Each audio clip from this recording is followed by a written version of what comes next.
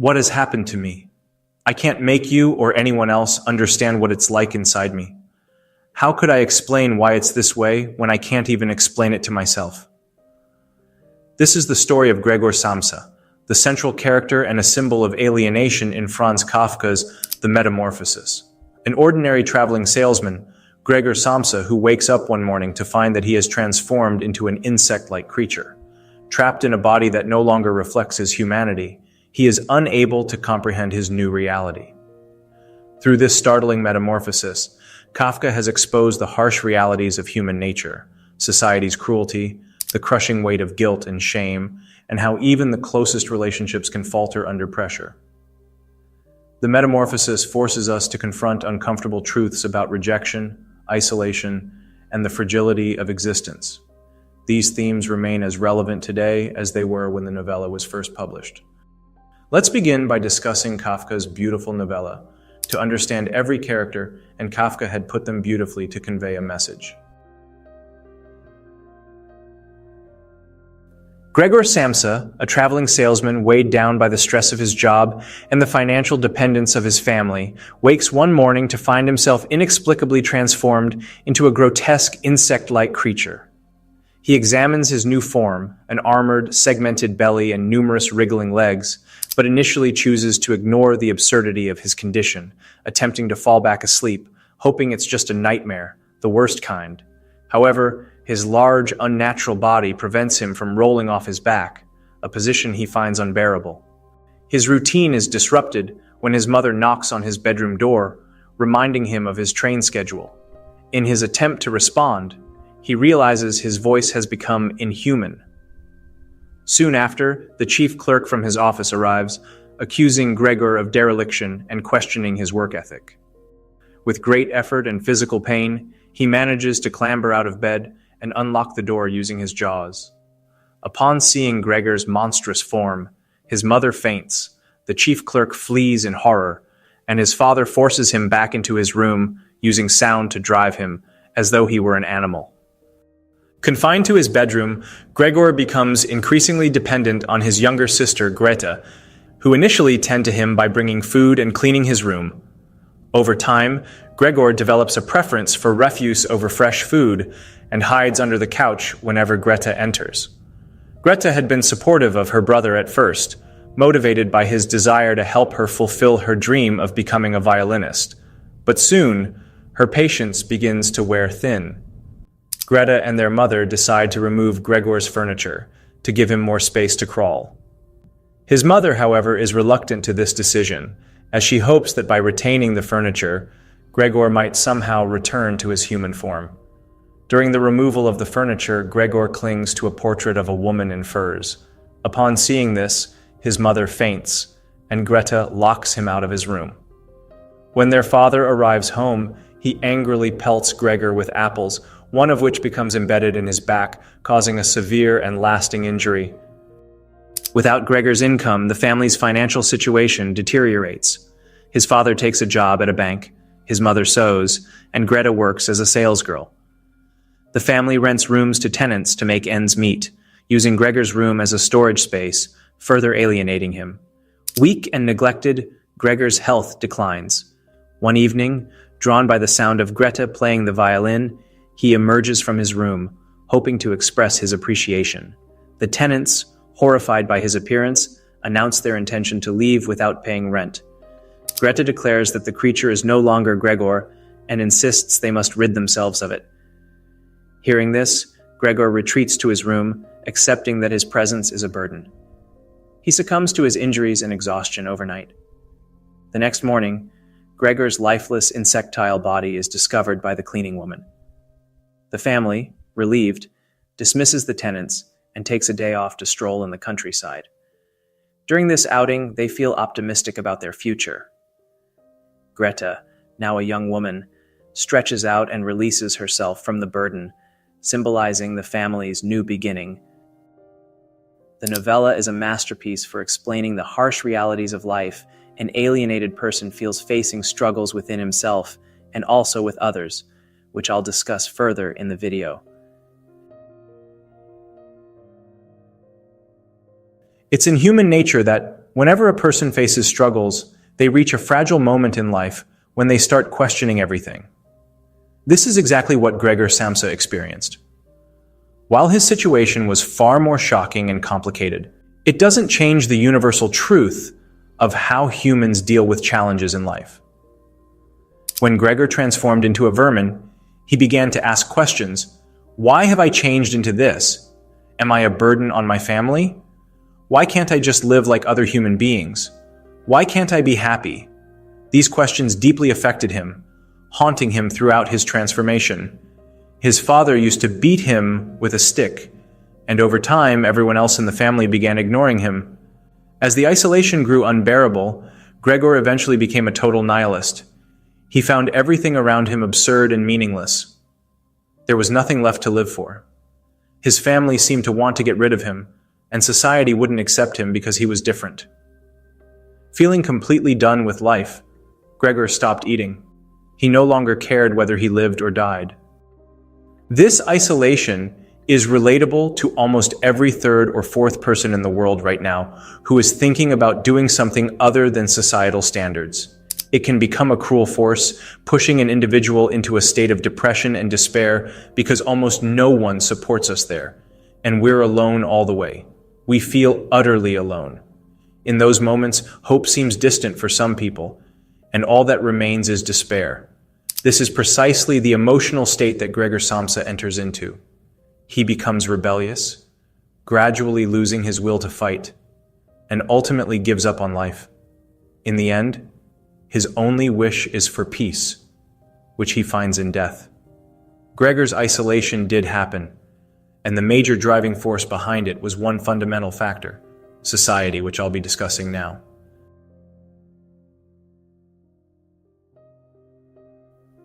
The way his sales officer treated him is symbolic of bureaucrats.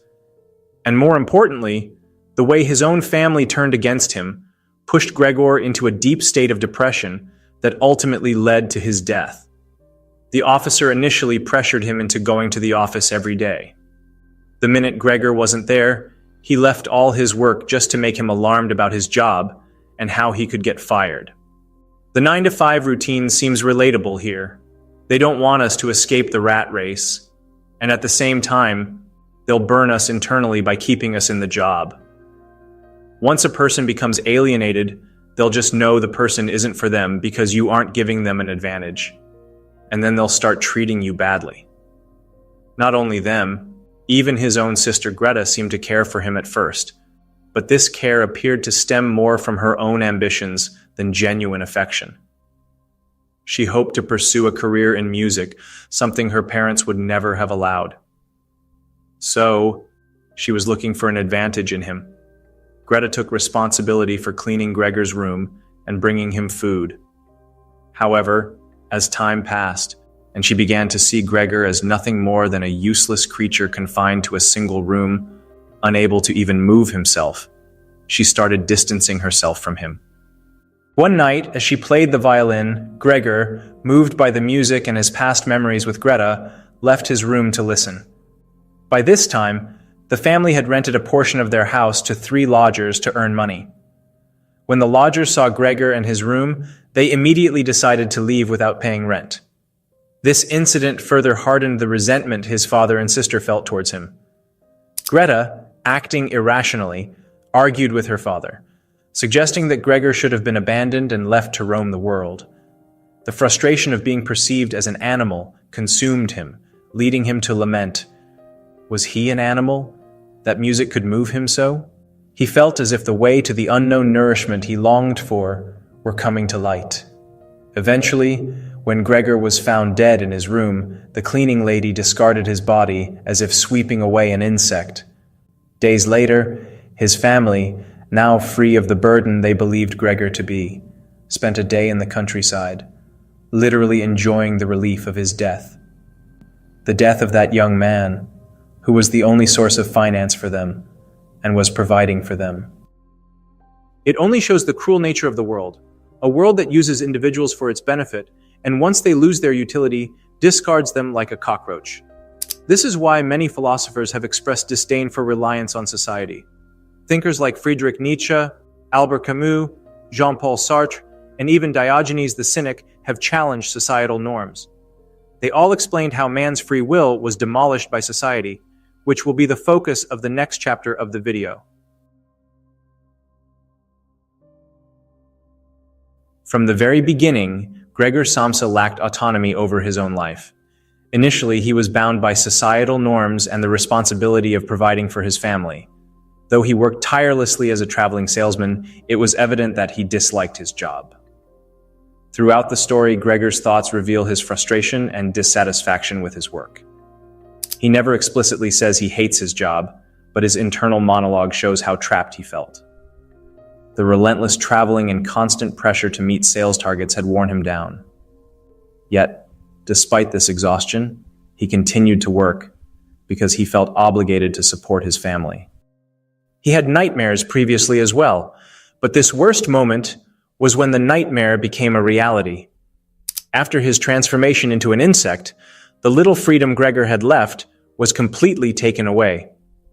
Now, even his physical movement was restricted. Initially, Gregor wanted to leave his room, but his father prevented him, often beating him to force him back inside. Over time, Gregor's sister began to advocate for his release, pleading with their father to let him go. Yet, his father refused, driven by a deep sense of shame over Gregor's existence, a theme so relatable to how people become entangled in countless obligations and challenges, leaving them little time to reflect on who they are and what they truly want. In today's world, the situation has not improved. Depression continues to rise as people juggle multiple jobs and still struggle to lead fulfilling lives. For many, coming home from work offers no relief. Exhausted from the day, they often face criticism from their partners or parents, further adding to their mental and emotional burdens. But why do we continue to live this way? Why do we sacrifice our freedom? It is out of shame. The misery of all the characters stems from one profound emotion: shame. Gregor's father refused to let him leave or live freely, consumed by the fear of what others might think. His sister, Greta, eventually grew tired of caring for him, her frustration overtaking any initial compassion she felt. His mother, while still affectionate, found herself unable to look at Gregor, the memory of her sweet little boy replaced by his monstrous new form. Gregor, too, was deeply affected by shame. Ashamed of what he had become, he often hid under the bed or climbed the walls, desperate to avoid being seen. Initially, he held on to the hope that his family would eventually accept him. But as he overheard their conversations, he realized the enormous financial burden his transformation had placed on them. The shame of being unable to contribute to their livelihood broke him from within. This chain of shame and rejection led to a household filled with despair. His mother weeping in a corner, his father and sister frustrated beyond measure, and Gregor spiraling into hopelessness. Ultimately, this overwhelming shame culminated in Gregor's death, a tragic outcome that might have been avoided had his family chosen to understand and accept him for who he was. Despite his outward form, Gregor was still human, not a threat, not a monster, just a soul trapped in a non-human body. This theme of shame brings my mind to Diogenes the Cynic, who famously lived a life free of societal expectations. He was an icon of shamelessness, urinating in public, dressing minimally, and even engaging in acts of self-pleasure openly. While such behavior might be extreme, Diogenes serves as an example of how freedom from shame can lead to unparalleled happiness. He lived unbound by the opinions of others, and in doing so, found joy. Of course, the message here is not to abandon all societal norms, but to understand the immense power shame holds over our lives. It can elevate or completely devastate us, dictating our decisions and limiting our freedom. Shame compels us to constantly seek approval, silencing our true desires and preventing us from enjoying life's simplest pleasures. Consider how many times you've held back from doing something because of the fear of judgment or reputational damage. This is a reality for countless individuals, many of whom remain in jobs they dislike simply to earn enough to maintain a lifestyle approved by society. Shame acts as an invisible prison, locking us in cycles of self-doubt and fear. It forces us to conform, to prioritize appearances over authenticity, and to suppress individuality. This relentless pressure alienates us from our true selves and from meaningful connections with others. It even stifles open conversations about vulnerabilities, insecurities, and mental health. We hide our struggles not because they define us, but because society deems them as weaknesses. This suppression isolates us further, creating a world where shame robs us of joy, freedom, and the chance to live authentically. Anyways, the last chapter of the video is the most beautiful angle of this novella, which many have missed. When Gregor's sister Greta begins removing furniture from his room to turn it into a storage space, Gregor becomes deeply distressed. He climbs onto the portrait of a woman hanging in his room, clutching it tightly in a desperate attempt to save it. This portrait, an image of beauty and human connection, represented something more profound to Gregor. In his dismal state, the portrait was not just an object. It was a glimmer of hope. The beauty of the image reminded him of his humanity, sparking a fragile dream of returning to his former self and starting anew. It was as though this fragment of beauty gave him the courage to cling to life despite the overwhelming rejection and isolation he faced. It showed an innate aspect of human nature, the ability to find solace, strength, and hope in beauty. Even amidst despair, beauty can inspire us to believe in the possibility of transformation and renewal. Gregor's attachment to the portrait is symbolic of how beauty, in any form, can ignite a spark of hope, offering a respite from life's harshest realities. Gregor's connection to the portrait serves as a testament to the idea that beauty, whether found in art, nature, or fleeting moments of kindness, can offer us a reason to persevere. In this sense, Dostoevsky's statement becomes timeless. Beauty has the power to uplift and save us, even if only momentarily, reminding us of the humanity that remains within us, no matter how alienated we may feel. Even in darkness, beauty can be a beacon of hope.